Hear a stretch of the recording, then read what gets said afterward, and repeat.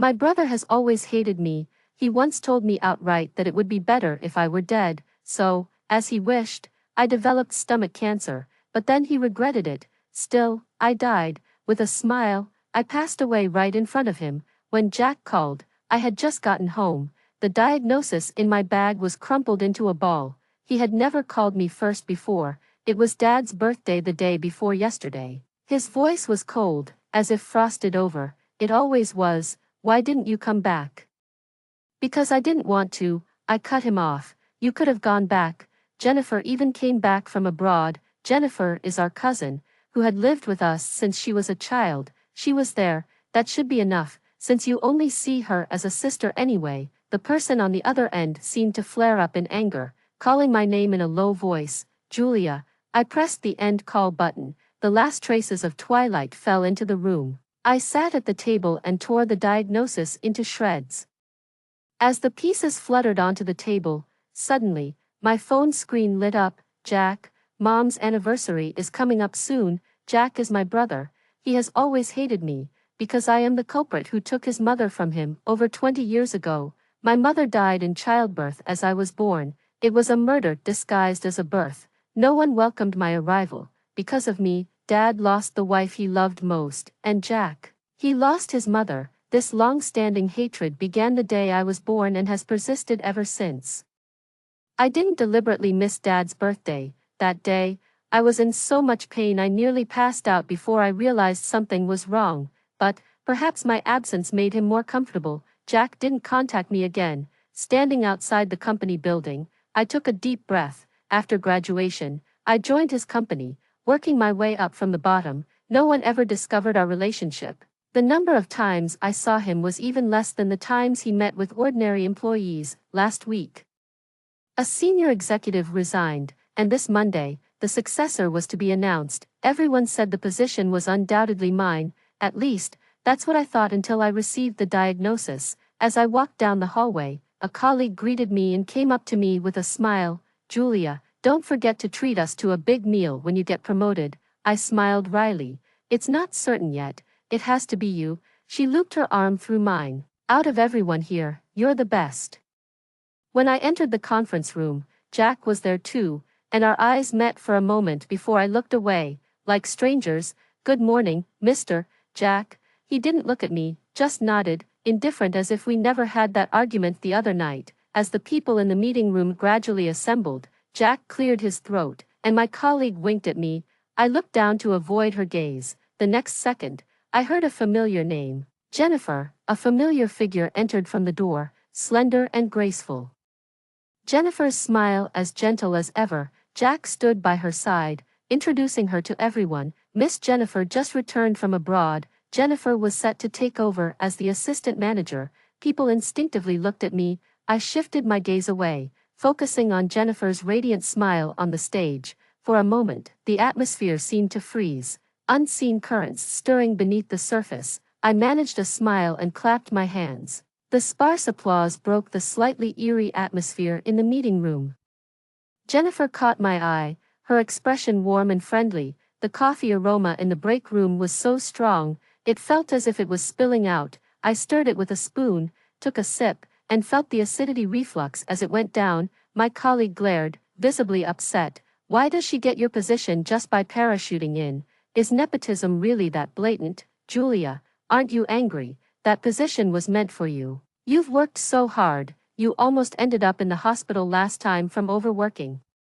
She looked at the bags under my eyes. Julia, no offense, but you don't need to push yourself so hard. Cut down on the coffee. The warmth of the coffee seeped through the ceramic mug into my hands. I whispered thanks. Mr. Jack must have his reasons. The girl was about to complain in a lowered voice when a phone rang abruptly. Jack's voice was unmistakably clear in the cramped room, carrying an undertone of suppressed anger. Julia, come to my office. The cup in my hand trembled, spilling a few drops of coffee onto my white shirt, the heat scalding my skin through the fabric. I responded softly, okay. As soon as Jack's office door opened, I saw Jennifer sitting on the sofa, her head slightly bowed, clutching a sheet of paper, and there sat Jack, his face stern, suppressing his anger.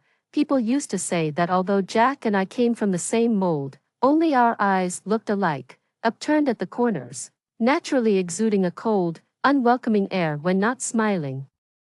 Unfortunately, neither of us liked to smile, and Jack had never smiled at me, even though Jennifer was a direct appointment. She is qualified, Julia. He called my name, his brows furrowed. If you have grievances, speak them out loud, gossiping behind people's backs and isolating Jennifer with other colleagues. Julia, is your malice bone deep? In just half a day, I glanced sideways at Jennifer. She looked up, meeting my gaze. Her youthful face was full of collagen, her eyes slightly red and teary, reflecting the fragmented light before she quickly looked down again. The stage was set for a farce, waiting for me to continue, but I truly had no interest in playing along. People can say whatever they want, how does it concern me? And besides, people aren't fools. The sound of sobbing mixed with something hitting the floor.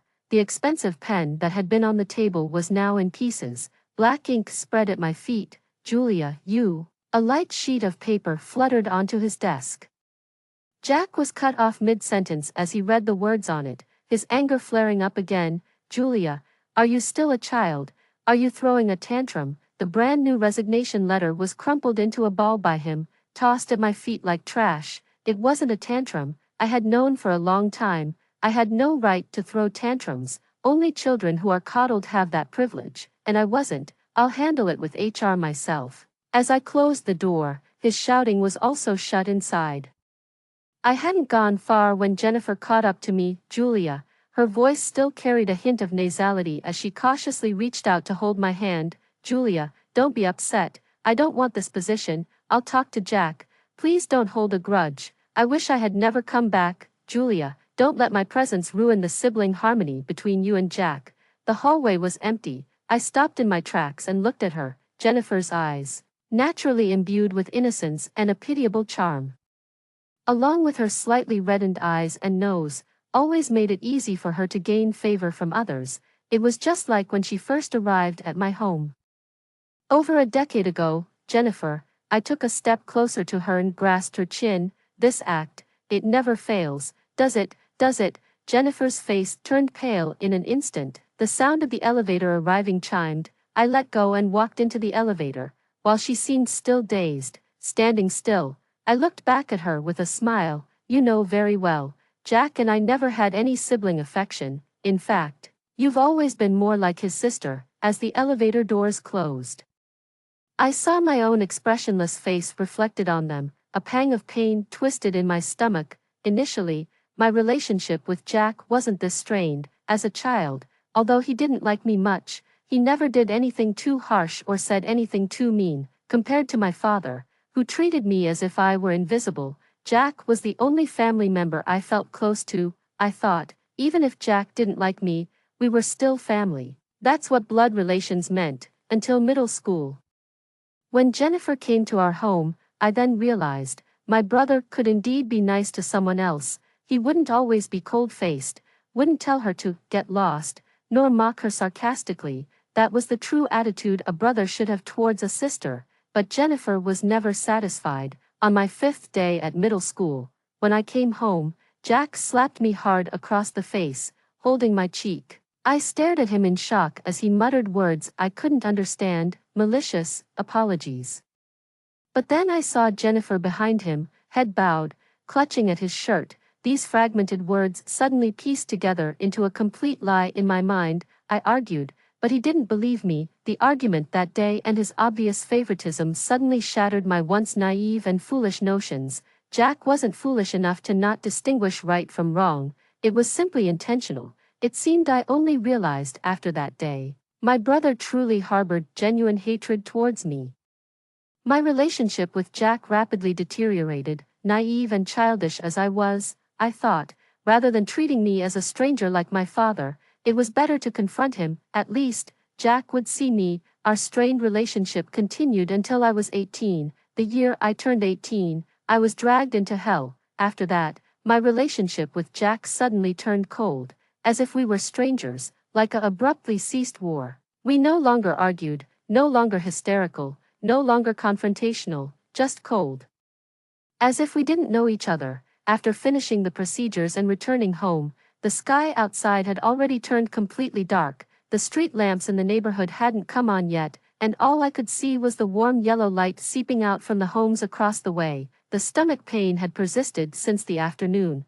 Curled up on the sofa, hunger and pain spreading throughout my body. I struggled to get up and open the refrigerator. A nauseating stench of rot hit me as I opened it.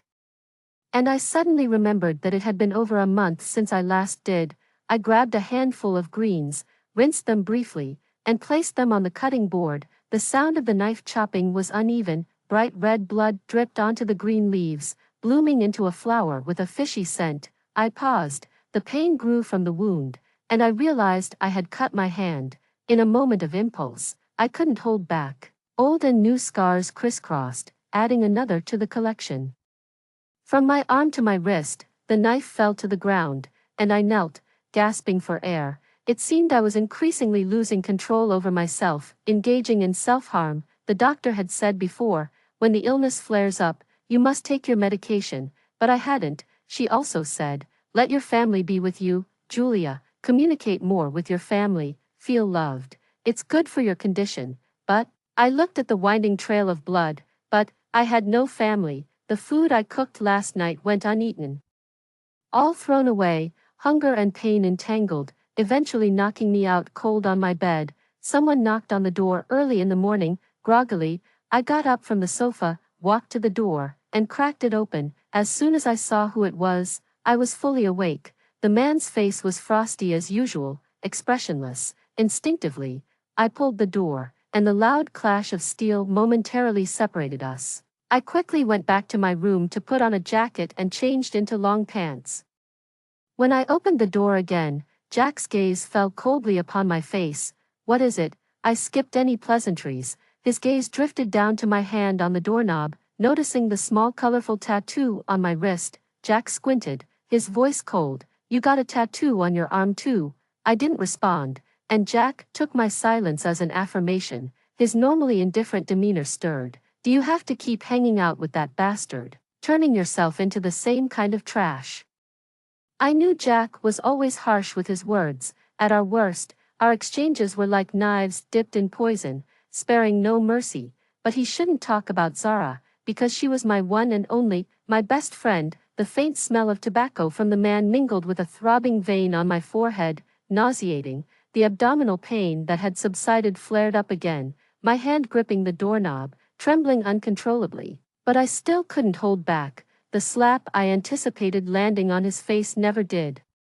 Instead, he grasped my wrist tightly, his body warmth touching the old scars. I could clearly see a flicker of surprise on Jack's face as he started, the scars on your wrist. But before he could finish, I slapped him again. The man's head turned slightly, a large red mark appearing on his pale face from the force I used. Threads of tobacco scent entangled my nerves, a cold fear rising from the soles of my feet, slowly enveloping my entire body. I struggled to free myself from his grip. My wrist already reddened substantially. Clasping my hands tightly together was the only way to keep myself from trembling violently. Julia, get lost. I lowered my eyes, staring fixedly at my feet. Don't touch me, get out. Jack left. I rushed to the bathroom, frantically scrubbing my hands with a towel where Jack had touched them. The rough scrubbing broke the skin, and the combination of blood and cold water trickled down, the stark colors jolting my brain. I leaned against the sink, gasping for air. Finally, I calmed down. When the delivery person came at noon with a big bag, I laid out each item on the coffee table. The rich aroma tantalized my taste buds, and my stomach, starved for 2 days, surrendered. I grabbed my chopsticks and stuffed myself with the food, but I ate too much and felt terribly nauseous, so I ended up in the bathroom again, vomiting everything out. The bathroom floor soaked my dress. The pain near death felt so vivid, I collapsed on the floor. Scrolling through my phone's chat history, a conversation stopped 1 month ago. Zara's last message asked me what I had eaten today. I hadn't replied, nor had I told her when I received the diagnosis. 5 years of friendship. So long yet so brief, long enough to be deeply engraved into my life, yet brief enough to be flicked through in just a few hours. Are you sure you want to delete this chat with your sister? The red text was somewhat glaring, but the increasing stomach pain urged me. and I pressed the delete button. 5 years of memories vanished in an instant, along with the last tie I had in this world. On the day of my diagnosis, the doctor looked into my eyes and earnestly advised. Although it's late-stage stomach cancer, with active treatment and a positive outlook, you could live another 2 or 3 years. I smiled and thanked him, but did not engage further. I had no compelling reason to keep living. My brother, too, had once fervently wished for my death. I stayed at home in a daze, not knowing for how many days. I continuously cycled through hunger, binge eating, and vomiting, depleting my life. When I casually checked my phone, I realized the days were nearing. I tidied up a bit, thinking of buying a suitable dress at the mall. Looking in the mirror, I noticed my cheeks had rapidly thinned, my face pale and colorless. I decided to put on some makeup. The mall was not crowded on a weekday. I wandered aimlessly through the floors until I spotted a beautiful white dress in a shop window. As I entered, the sales associate approached me warmly. Just as I pointed to the dress and was about to speak, a playful voice outside exclaimed, "Jack, that white dress is beautiful." What a coincidence. Jennifer stepped in, our eyes meeting. Her doe eyes widened in surprise, joyfully calling out, "Julia," as if there were no hard feelings. Jack stood at the entrance, looking at me coldly. "How nice, the sister back from abroad, shopping with her brother." I smiled sarcastically, ignoring them. "That dress, size M, wrap it up for me. I'll take one too, size M." Jennifer and I both pointed to the white dress. The sales associate looked over apologetically. "This model has been very popular this year, and only the one on the mannequin in size M is left. If you ladies don't mind, you might want to check out the other styles." "Let me check if the company still has stock," I said, cutting Jennifer off as she was about to speak. "Wrap it up for me, please." The saleswoman nodded and turned to fetch it. "Julia," Jennifer suddenly called out to me. I looked up at her. "What's up? Could you let me have this dress?" She looked apologetic. "You know how much I love white dresses, Julia, and you hardly ever wear them." It was as if she had no shame. I glanced at Jack, who averted his gaze, seemingly indulgent toward Jennifer. Ridiculous. After all these years, she hasn't changed at all. Everything she likes, she expects me to give up for her. Toys, clothes, and even family members. No. I rejected her coldly. Jennifer was taken aback, watching me as I took the wrapped dress. Her eyes moistened again as she lowered her head and returned to Jack's side. Jack whispered something to her, and her eyes lit up with joy as she happily took Jack's arm, not forgetting to shoot me a glance, as if triumphantly flaunting that my brother was now hers. In reality, the dress didn't matter. What she wanted was for me to see that my brother seemed to love her a bit more. But who cares? After all, it had been like this for over a decade. Days passed one after another. My health was deteriorating. Jack had not reached out to me anymore. I flipped through the calendar, counting the limited time I had left, until one day, I received a text from Jennifer. She invited me to a banquet and added a message. "Julia, Jack is worried about you. This could be a good opportunity for you two to mend your relationship." She was always excellent at playing dumb. I checked the calendar and decided to go. The hall was dazzlingly lit, with elegantly dressed people coming and going.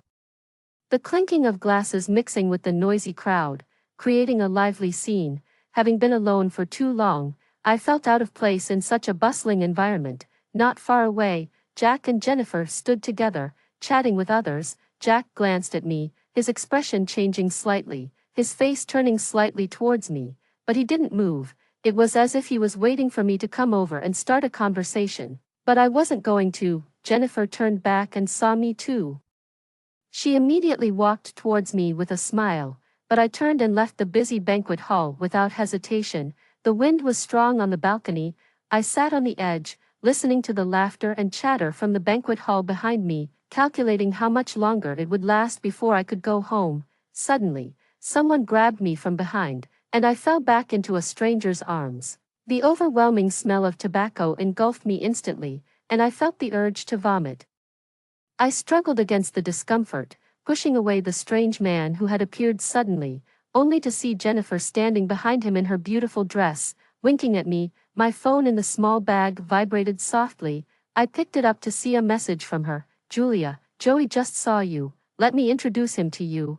I brought him over. He's a good person. You two should get along well. As I was typing in the dialogue box, someone grabbed my wrist. Joey's gaze fell on my chest and then subtly shifted away. Just that one look brought back all my old fears. I forcefully slapped his hand away. Even though there was nothing in my stomach, I couldn't help but retch. He moved closer to me, and I slowly backed away. The dim lighting, the heavy smell of smoke, a tall stranger, everything snapped the last thread of sanity in my mind, covering my mouth. I retched, trembling as I pulled a switchblade from my bag, my hand shaking uncontrollably. The blade grazed his skin, and slowly, blood began to fill my entire world. Julia, as the roar sounded, someone slapped my hand away, and the knife clattered to the ground, reflecting the cold moonlight from the window. Are you insane? Jack's voice thundered like a storm. I felt as if someone was choking me, the veins on my forehead pulsating. Something in my brain seemed about to burst, covering my mouth, my eyes dry and painful. I gasped for air like a small animal. Jennifer, dressed in a beautiful gown, arrived gracefully. Gasping in shock, her voice choked. What happened, Joey? How did you get hurt? Didn't you say you liked Julia and wanted to talk to her? The strange man furrowed his brows. I haven't done anything yet. She suddenly pulled out a knife. Jack, Jennifer suddenly called out to Jack. I still trust Joey's character. The implication was clear. Breathing heavily, I reached out and slapped her, but Jack, who was standing in front of her, pushed me away, and I fell clumsily to the ground. 3 people looked down on me from above. My stomach hurt, my eyes hurt, my head hurt. It felt like every part of my body was in pain. I felt like a malfunctioning robot about to fall apart, my mind in chaos. I heard Jack's cold rebuke. What on earth are you freaking out about, Julia? Are you sick, Julia? Are you sick? Are you sick? I wanted to cry, but I couldn't cry. I could only lean against the wall, enduring the pain, slowly getting up from the ground. Yes, I am sick. I don't have long to live. Leaning against the door, I mustered all my strength just to stand upright. I knew my stomach was empty, nothing to throw up, but then my throat felt sweet. Thick blood flowed from my mouth, dripping onto my clothes and then onto the floor. I saw Jack freeze for a moment. I saw him instinctively want to come over and touch me, but I stepped back. Why don't you ask me? Why don't you ask what he did to me? You're willing to believe Jennifer's side of the story, but you never listen to me, you never do, because you never care. In the end, it's always my fault, because I am the sinner. I owe my mother's life, right? The room suddenly fell silent. My brother was only momentarily flustered. Then he quickly regained his composure. I heard him respond to me in his usual calm tone, asking, "Isn't that the case? Isn't that the case?" Yes, it is. Yet, I still couldn't cry, even though my eyes were painfully sore. Not a single tear would fall. So I'm going to pay with my life for Mom soon. This was the last time I called him brother. I looked at Jack and smiled faintly. I'm going to die soon. Are you happy, brother? Jack couldn't catch Julia that night. She vanished on the street corner. Afterward, he often thought if only he had been quicker that day, if only he had grabbed Julia's hand, preventing her from leaving. Julia didn't return home. Her mobile number was blocked, and on message, only a stark exclamation mark remained. Jack spent 2 days smoking under her apartment building, but she never appeared at the entrance again. 20 years of blood relation felt as thin as a sheet of paper. Once she went missing, he had no way to find her again. He went to the hospital. The bespectacled doctor, expressionless, just shook his head and sighed. Find her as soon as possible. If this drags on, she really doesn't have many months left to live. Jack hung his head, like a student being scolded. Why did she get this disease? Young people don't take care of their bodies. The doctor sighed again. Jack's fingernails dug into his flesh. On the 8th day after losing contact with Julia, Jack finally broke into her home, after the locksmith had packed up his tools. Jack was immediately hit by an overwhelmingly foul smell as he entered. It was his first time inside her home. 20 years had passed in which he had been too busy harboring resentment against Julia to ever have a proper conversation with her. The room was sparsely furnished, hardly what one would expect of a place lived in by a woman in her 20s. Unknown liquids dripped from the fridge, which he discovered was full of rotten contents when he opened it. The kitchen, bathroom, study, and bedroom all seemed cold and unoccupied, yet they were clean, proof that she had been there. In the bedroom, there was a shattered large glass bottle, glass fragments and colorful pills were scattered all over the floor, as if violently smashed. Jack, with a keen eye, noticed an empty cardboard box on the desk. The words printed on it sent a chill down his spine. Venlafaxine, a type of antidepressant. Jack rushed out of the door.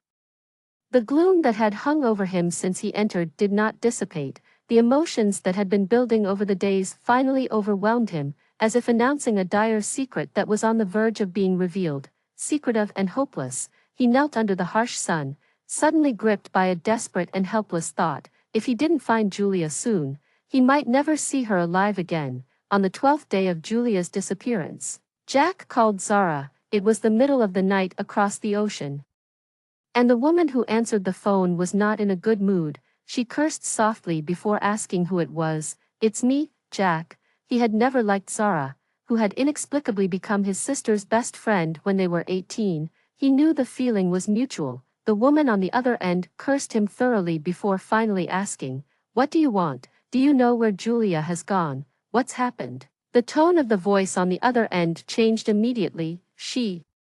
Jack struggled to get the words out, bitterness spreading in his mouth. "Has stomach cancer." The call was abruptly ended, leaving a series of busy tones. Jack held his phone, at a loss. A minute later, he called again, and the phone was picked up. Zara's sobbing voice was clear as it echoed through the empty room, her emotion palpable. Jack pleaded, "Please, help me find her. If she agrees to treatment, she could live another year or two. Please." Zara sobbed uncontrollably on the phone. "A few more years. What good are a few more years for her, Jack? You know nothing." Jack froze. "I do know," he murmured. "Know what?" "That she..." Zara scoffed coldly. "Jack, you are the person I hate most in this world. Jennifer is your sister, so isn't Julia your sister too? Did you know she has already died once?" Jack, the crying and questioning merged into one, cutting through thousands of miles like a knife, piercing Jack's heart sharply. "Did you know Julia died when she was 18? He should have known so many details. From the age of 18, Julia suddenly became aloof. She became indifferent to all men, keeping them at arm's length. It was also from that time that she stopped wearing skirts and short clothes, always dressing in long sleeves and pants, even in the hottest weather. And then there was the scar on her wrist, the knife she always carried, the scattered antidepressants. Her only sister, sharing the same blood, had begun to wither away as early as 18. That year when I turned 18, I made a call to Jack. I didn't know why I called him, perhaps clinging to a sliver of hope, wishing he could save me.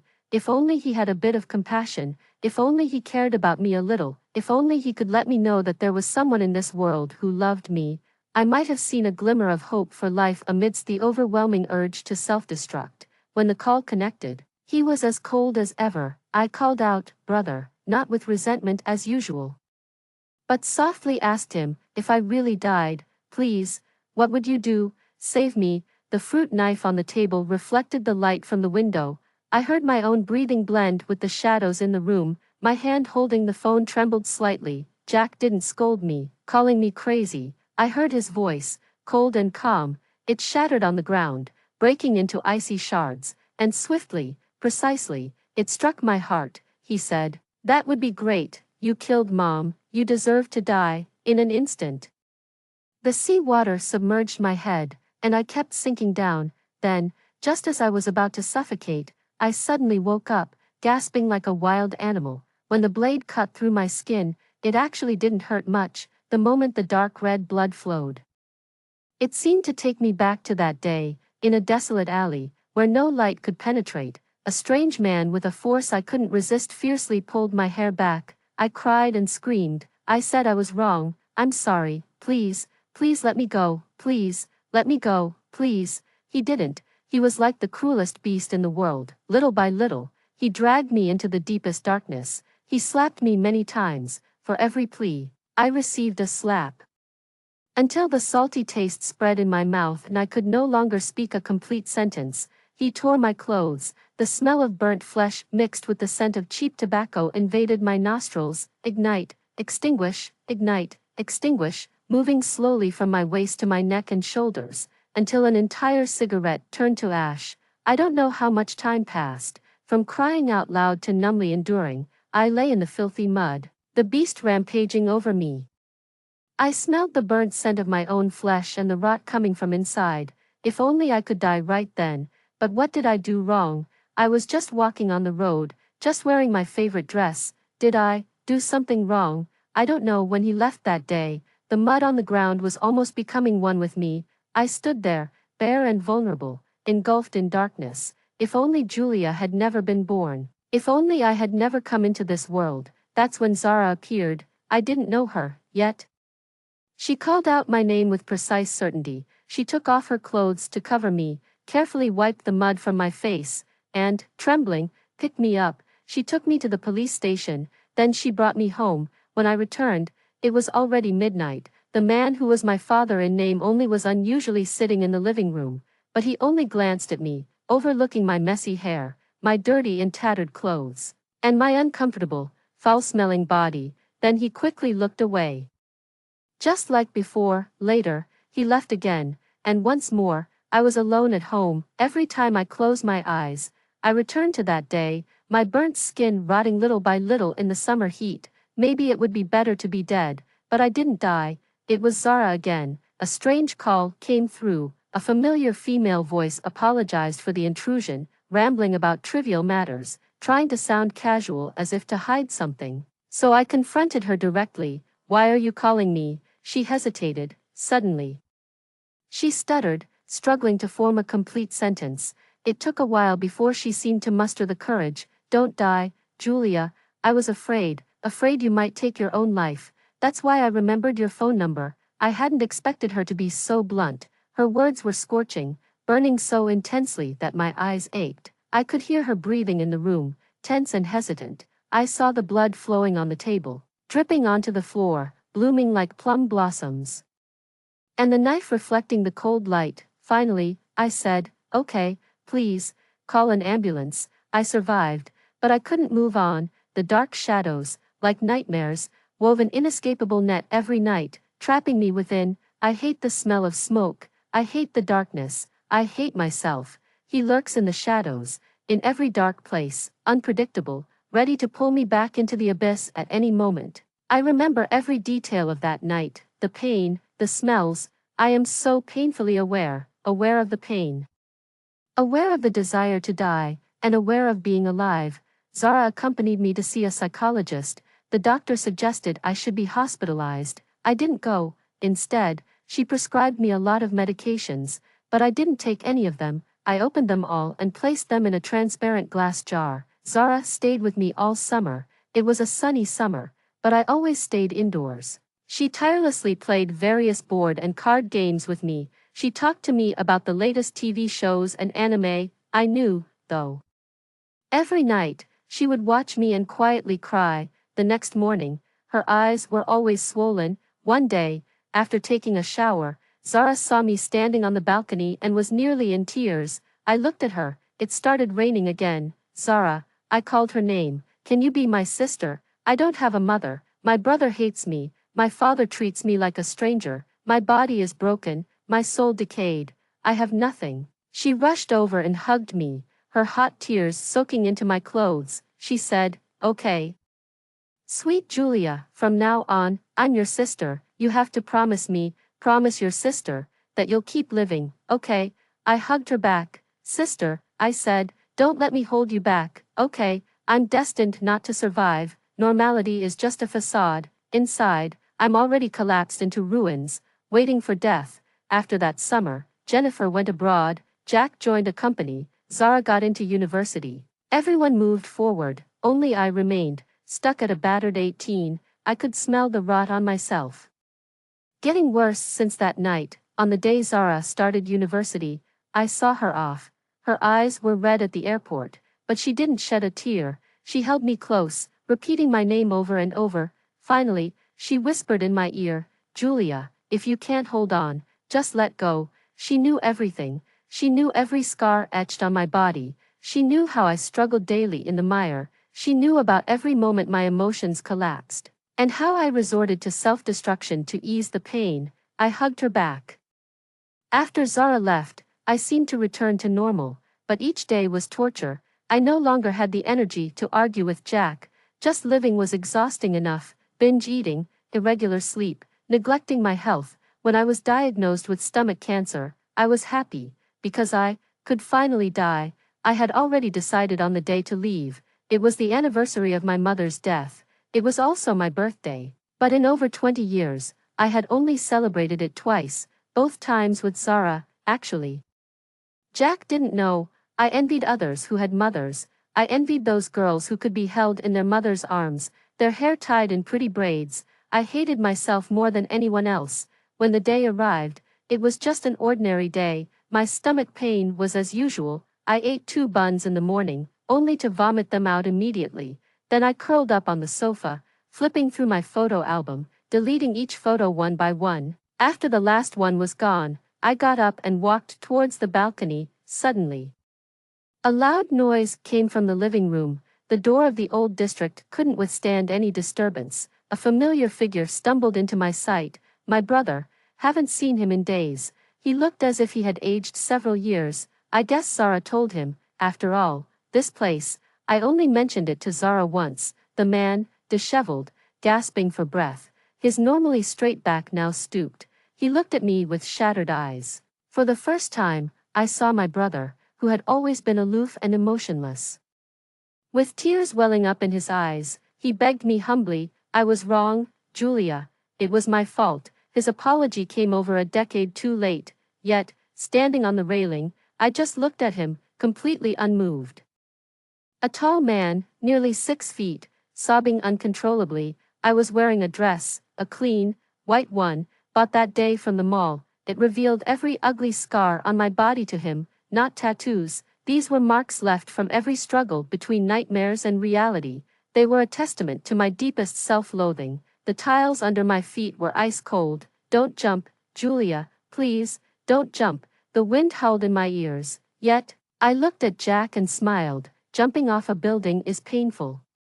Let it hurt one last time. After a lifetime of suffering, maybe in the next life, God will be kinder to me, Jack. I softly called his name, stepped into the void, and my body uncontrollably plummeted. I saw his expression turn to panic, saw him rushing towards me, but I just smiled. I'm going to find Mom. Jack couldn't catch her. His sister died right before his eyes. Epilogue. Upon opening his eyes, 5-year-old Julia, with a bead of blood on her finger and tears on her eyelashes, stood not far from him, looking at him secretly. Did it all start then? Actually, before Julia was born, everyone was looking forward to her arrival. Jack also wanted a sister badly. His mother, lying in bed, stroked his head and told him to always protect his sister. He nodded solemnly. The little princess, I'm the knight, I will protect her for life. But after she was born, everything changed. Their mother was gone. She became a little box, then a cold stone. She couldn't speak or move.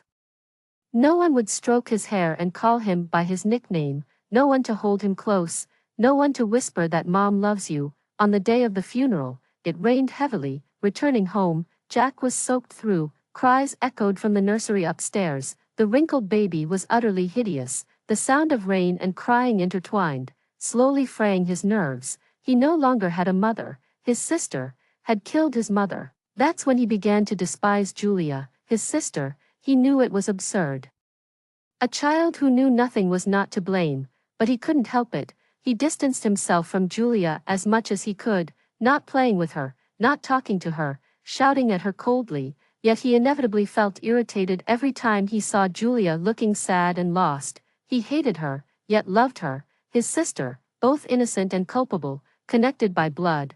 What did he do back then? He yelled at Julia, told her to get lost. Childhood traumas last a lifetime, so much so that as Julia grew up, they could never have the affectionate sibling relationship. Thus, she never shared anything with him, swallowing all her pain alone. Even strangers knew more about it than he did. Julia blinked and was still secretly watching him. When Jack looked over, the little girl jumped in fright. Tears threatened to fall again. Come here. Julia froze in place. He sighed, turned to fetch the first aid kit. and knelt before her to gently apply the medicine. Does it hurt? Julia stared at the band-aid on her hand, her eyelashes wet with tears, seemingly dazed. Suddenly, her face flushed, and she hugged Jack tightly. Thank you, Jack. Jack was stunned. He had never hugged Julia before. In over 20 years, this was the first time. The little girl's body was soft and warm. Why hadn't he hugged her sooner? Trembling, Jack reached out and held her tightly. I'm sorry, I'm sorry, I'm sorry. He apologized over and over. Julia frantically wiped away his tears. Jack, don't cry. In the end, she started crying herself. I was wrong, Jack. Don't cry. I was wrong. Please don't cry anymore, Jack. I won't bother you again. My blood frightened you. I'll apply the medicine myself from now on. Jack, don't cry. I'm sorry. You did nothing wrong. It was Jack's fault, Julia. It has always been Jack's fault. Please don't be mad at me, okay? The little girl couldn't stop her tears, sniffing as she responded. As long as Jack stops crying, I won't be mad. Good. Jack won't cry anymore. Don't be mad at your Jack. In this lifetime, Jack will protect you and ensure you grow up safe and sound. Jack knew their father didn't like Julia. He could only try his best to make it up to her, to compensate for the 20 years he had missed in their past life. Julia was like a soft cotton doll, seemingly never holding a grudge for the years of his indifference. She always cheerfully called him Jack, her smile bright and innocent. He thought it was because she was young and forgetful, until one day, Julia accidentally knocked over a cup on the coffee table. It didn't break, it just fell over. The little girl immediately looked up at him with wide eyes, her body slightly shrinking as she trembled with an apology. Jack, I'm sorry, I didn't mean to. Please, don't hate me. It suddenly dawned on him. He had yelled at her over such trivial things. Scolded her. She remembered it all. You did nothing wrong. No need to apologize. Jack gently stroked her head, the little girl's eyes downcast, tears dropping to the floor. What's wrong? Jack asked softly. Jack, will things go back to how they were? She clutched at her skirt, asking in a soft voice. Zara told me that you can make a wish on your birthday, and a fairy will help make it come true. I don't know when my birthday is, but I still made a wish. I wished that Jack would be nicer to me. Jack. Julia looked up, her eyes twinkling like little stars. Did the fairy tell you? She fell into a warm embrace. Cold tears fell on her neck. Her Jack, crying again. He did. The fairy also said that from now on, any wish Julia has, Jack will make it come true. Then I wish for Jack to be happier and not cry anymore. When Julia was 13, Jennifer wanted to stay with their family, but Jack refused. Their father didn't say a word. It was Julia, wearing a new dress he had bought for her, who tugged at him and asked, why can't she stay with us? I could go to school with her, and then brother wouldn't always have to pick me up. His sister was kind-hearted and cheerful. Her smile was free of any shadows. Jack patted her head. One sister is enough for me. Julia, touched, smiled coyly. You're the best, brother. Jack remained silent. He had only one wish, for Julia to grow up happy and healthy. When Julia turned 15, she was accepted into the best local high school, just like in her previous life, but this time, she held her acceptance letter, proudly and brightly boasting to him, brother, I got into your high school, the best one. Jack took out a gift he had prepared in advance. Well done, Julia. The girl spun around the room with laughter, holding his hand and giggling. I'm going to board at school for high school. Then half-jokingly scolded him. Don't call me all the time at university. I hear you're very busy. Jack watched her laugh. Julia. Yes, make sure you grow up well. I know. I know. Julia laughed too. At 17, Jack saw her post on social media, two girls laughing brightly. A person next to them had trimmed eyebrows and wore earrings.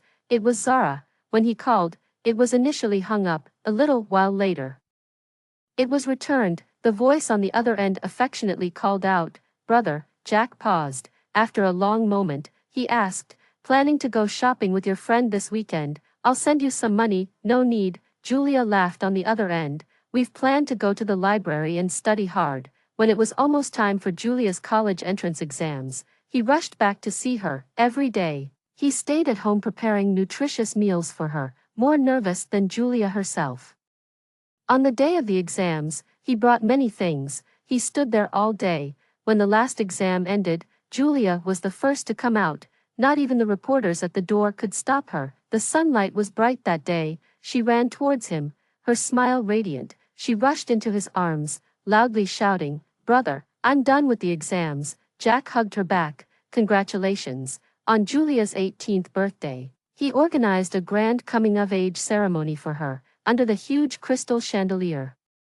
Julia appeared wearing a crown and a beautifully elaborate dress, looking like a real princess. Everyone clapped together. She looked towards Jack in the crowd, their eyes meeting. She mouthed, "Thank you, brother." Julia's eyes resembled his. They sparkled beautifully when she smiled, as if the stars in the sky were crushed into her eyes. 18-year-old Julia, vibrant, beautiful, and resilient. His sister. After the party, Jack visited their mother's grave. The woman in the black and white photo was young and beautiful. Julia resembled her a little. Jack stood there for a long time, his hand resting on the cold tombstone. "Mom, your little princess, has grown up safe and sound." Julia graduated at 22 but chose not to join his company, opting instead for a job she loved. They video call each other occasionally. Despite the evident exhaustion on Julia's face, her happiness couldn't be concealed. Jack noticed the dark circles under her eyes. "If you're tired, talk to your brother. Brother has money." The person on the other side of the video call chuckled dismissively, and then someone else took over the phone. Zara leaned closer to the screen. "Jack, don't worry, I'm keeping an eye on Julia. Everything is fine." But Julia could be heard yelling in the background. Zara's voice was filled with laughter. "You should be meeting your brother-in-law soon." The video call was abruptly ended. Jack sat at his desk, unable to snap back to reality for a long time. Life had been too good, too smooth, like a dream, an illusory reflection in the mirror. Julia was nearly 24 and about to get married. Jack had met the man many times, gentle and refined. He truly loved Julia. The night before the wedding, Jack visited his mother again. "Mom, I won't come over tomorrow since Julia is getting married. Your little princess has found her prince. From now on, she will have 2 people to protect her." "Mom, if this is a dream, can it last a little longer?" The bride disappeared. Every part of the ceremony was disrupted. Guests were in uproar, and the scene was chaotic. Zara, in her bridesmaid's gown, ran tirelessly around the hotel, frantically calling out Julia's name. Her phone calls went unanswered. The last message was an "I love you" emoji sent by Julia the day before. Sending more messages only returned bright red exclamation marks, just like that day. Jack rushed to the 18th floor like a madman, knocking on every door, getting cursed at, and then desperately moving to the next. Finally, in a room that was unlocked, he found her. Julia looked beautiful that day, dressed in a long white gown with layers of tulle and lace. Her face was delicately made up, her bare arms smooth and pale. She stood on the edge of the balcony. The wind lifted the veil from her hair. She said nothing, just looked at him. Julia met his eyes. She smiled. Today was her birthday, and it was also the day she died. The next second, she fell backward straight off the edge. No, Jack's eyes were split with agony. All the scenes rapidly receded, moving forward like a carousel. The blood on her white dress overlapped with the blood on her wedding gown. Countless Julias merged together, some laughing, some crying, all frozen on that day. She had jumped from the 18th floor. She said, "Jack, I'm going to find Mom, don't." Jack woke from the dream into the pitch-dark night. A teenage Julia in her school uniform stood on his bedside table. Jack switched on the light. The photo immediately brightened.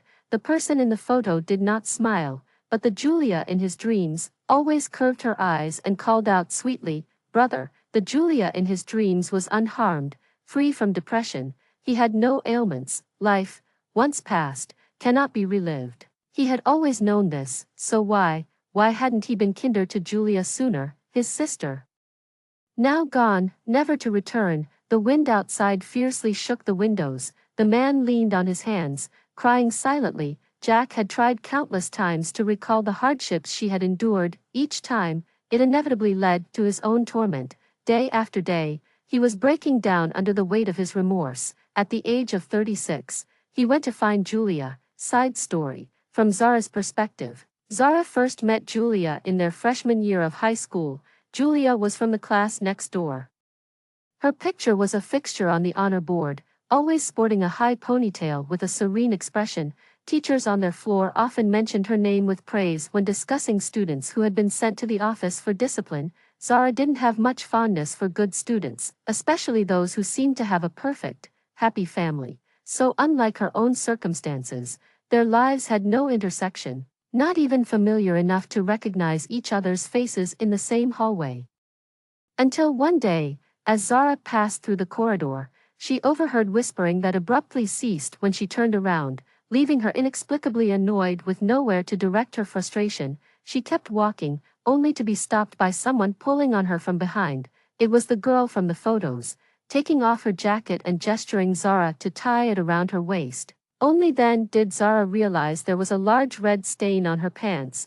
It was still somewhat chilly in early autumn. Julia, her arms covered in goosebumps, ran to the store to fetch something for Zara. Zara thanked her, and Julia, with a gentle smile and a slight bend in her brows, softly said, "You're welcome." It was then Zara noticed how beautiful Julia's smile was, like a lovely magnolia. At that time, Zara couldn't have imagined that their second significant encounter would occur under such circumstances. Zara's performance in the college entrance exam was stable, barely missing the cutoff for second-tier universities. With constant quarrels at home, she often wandered outside to avoid troubles. One evening, she passed an alley and noticed a small pendant on the ground. It was the one usually dangling from Julia's backpack. As she turned into the alley, her mind went blank. The dim light from her phone illuminated a motionless figure on the ground. The familiar face was smeared with mud, its eyes hollow, staring in her direction. The girl's clothes were torn, her exposed back covered in bright red wounds. A faint smell of burning lingered in her nostrils, mingling with the muddy earth beneath. It felt as if Zara had been slapped hard, the scene before her cutting deep into her heart, tearing it into pieces. Her magnolia was lying in the mud, barely alive. Zara couldn't bear to think about what Julia had gone through before her arrival. She managed to wrap her own clothes around Julia, trembling as she lifted her up and took her to report to the police. She couldn't recall what Julia, sitting expressionless in the chair, had told the officers. Zara drove Julia home. Julia sat next to the car window, draped in Zara's clothes, a lifeless figure as the flickering shadows from the streetlights played across her face. Zara watched her, holding back tears, her eyes stinging. She didn't know what to say. Julia didn't recognize her, and it wasn't the time to reminisce. She couldn't comfort Julia like a close friend, allowing her to cry freely. All she could do was bring her home, yet, she was still afraid. All soulless things are the same, wooden puppets painted in bright colors, insects left as empty shells in corners, dead fish with white eyes drifting with the current. And Julia, that day, trapped in the mud.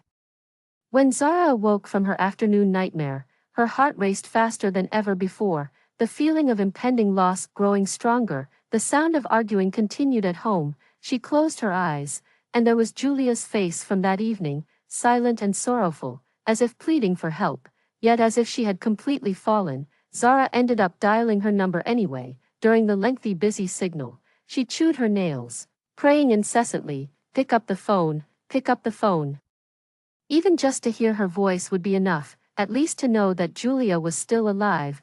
The moment the phone connected, Zara almost cried with joy. Julia's voice was faint, asking who it was, what she wanted. Zara stiffened instantly, never too bright. She didn't know what to say in such situations and foolishly brought up some irrelevant topics. By the end, she didn't even know what she was talking about. But Julia didn't hang up. She kept listening on the other end of the line. Finally, she spoke.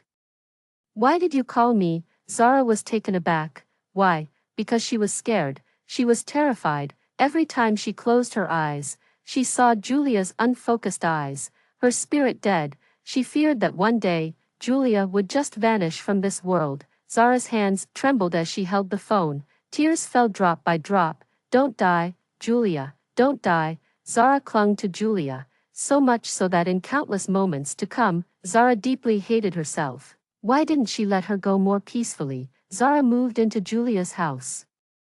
There was no one else there. Occasionally, Julia's brother would visit, and their interaction was as cold as if they were strangers. Jack didn't like her, Zara knew it, but she disliked Jack too. How could a brother be so ignorant of his own sister's plight? Julia was not talkative, she always shut herself in her bedroom. Zara spent her days studying how to heal psychological trauma. Cautiously trying to cover up the events of that day, Julia initially didn't respond. Gradually, she would exchange a word or two with her. She thought everything was slowly getting better, until that day, she saw Julia standing on the balcony. The wind was so strong, it seemed like it could blow her away any moment. She almost broke down, but the next second she saw her. Julia came down. Zara, can you be my sister? Yes, actually, Zara would agree to anything she asked. That night, Zara held her and cried for a long time. But she didn't cry. Zara had never seen Julia shed tears. Even in extreme pain, she never cried. Her sister was so tormented to the point she couldn't even cry. Later, Zara accompanied Julia to see a psychologist. The doctor prescribed many medications. Julia agreed to go back to school. Gradually, it seemed everything was getting better. Julia was slowly returning to normal. She had Julia drag her back to retake the exams. Every day was spent under supervision studying. A year later, looking at her own transcript, she almost cried.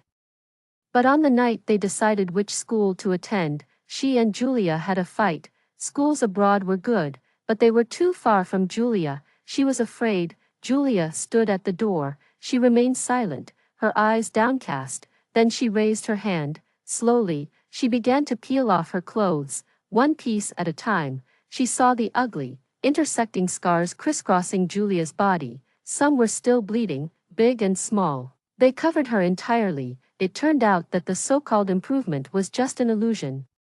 For the first time, Zara felt utterly helpless. It dawned on her that in this world, there are some people who simply cannot be saved. The cracked puppet walked towards her. Step by step, Julia carefully wiped the tears from her face, then gently embraced her. Sister, don't get trapped by me. Her voice was barely audible. I would hate myself. That night, the feeling of powerlessness overwhelmed her again. The magnolia Zara had fought so hard to save ultimately perished in the mud. It had withered long ago. The day Julia saw her off to the plane, Zara held back her tears, until she boarded the plane. On the journey to a foreign land, she cried like a teenager. She knew Julia wouldn't survive. In fact, there had been signs all along. But when Jack's call came through to her, she still broke down inevitably. What good would living a few more years do? Let her die. Living is too painful. Don't keep her here any longer. The day Julia jumped from the 18th floor, Zara was at the door. She knew Julia wouldn't want to see her there. The moment she heard Jack's heart-wrenching scream, she saw a white figure plummeting from the window. Zara stumbled down the stairs, white intertwined with red. It stung her eyes painfully. She carefully held Julia's hand, and covered her bloodied body with her clothes. Next life, I'll be your real sister, okay? Julia could no longer speak, but Zara knew, she would have wanted it. On the day of Julia's funeral, Zara didn't cry.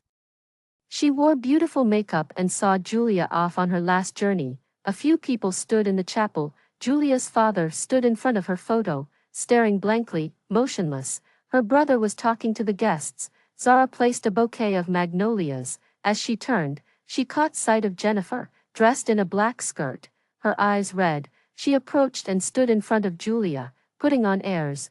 Zara was never known for her patience. In the past, it was because of her sister, fragile like a flower. Always brought tears to her eyes, taught her to speak softly. Now that Julia was gone, Zara, in her high heels, kicked Jennifer behind the leg. Jennifer yelped in pain and knelt down in front of Julia. Everyone in the chapel turned to look their way. Zara met Jack's eyes, her gaze challenging. The man just glanced and then looked away. Zara had been a bit of a delinquent for years, smoking, skipping school, fighting. She had done it all. She grabbed Jennifer's hair, forced her to kneel in front of Julia, and kowtowed 3 times. The girl's forehead turned red, her eyes brimming with tears. Zara let go, and Jennifer collapsed to the ground. Zara stepped on her hand, grinding her high heel in. Jennifer's tears fell. Zara crouched down, laughing softly. I'm the delinquent. I am different from Julia. She has morals. I don't. Jennifer, my sister suffered a lot, and I intend to return every bit of it to you, as long as I am alive. Don't even think about having peace. On Julia's second birthday, it rained heavily. Zara bought a beautiful bouquet of flowers and some of her favorite snacks, but she arrived late. Someone else got there earlier. The rain that day was torrential. The figure on the steps stood for a long time, soaked to the bone, just staring blankly at the name on the tombstone. Zara didn't want to go over. She despised Jack immensely, yet, the man seemed rooted in front of the grave. For hours on end, the flowers in her hand were wilting. The cemetery caretaker struck up a conversation with her, pointing to the dark figure in the rain. He whispered, "This man comes often, stands for a long time. I don't even know who is buried there that he knows." "A person unrelated to him," Zara replied coldly, not taking an umbrella, rushing into the rain with the flowers and snacks. Jack seemed to sense something and turned his head as she approached. The man's face was haggard, his expressionless visage indistinguishable between raindrops and tear streaks, his eyes nearly bleeding. Zara set down the flowers, then swiftly and fiercely slapped him. The man took her slap, his face turned to one side, flushing red. A trickle of blood at the corner of his mouth, yet he said nothing. Zara withdrew her hand. "I want to talk to Julia." The man closed his eyes. Silently, he turned and walked away. Zara watched him leave, then spat out a curse. "Julia, may you haunt his dreams and torment him to death. By the way, I have good news for you, Julia. Jennifer's leg is broken. She can't stand up anymore." The rain did not stop. Only the persistent tapping on the tombstone echoed. The expressionless girl stared straight ahead, colorless. "Never mind," Zara sighed. "Don't go after him anymore." She crouched down, looking directly at the person in the photo. "Forget all this, and by the way, wait for your sister. In the next life, I will protect you." Zara didn't know. On the first birthday Julia celebrated when she turned 18, she made a wish. She hoped, in the next life, she could still be Zara's sister.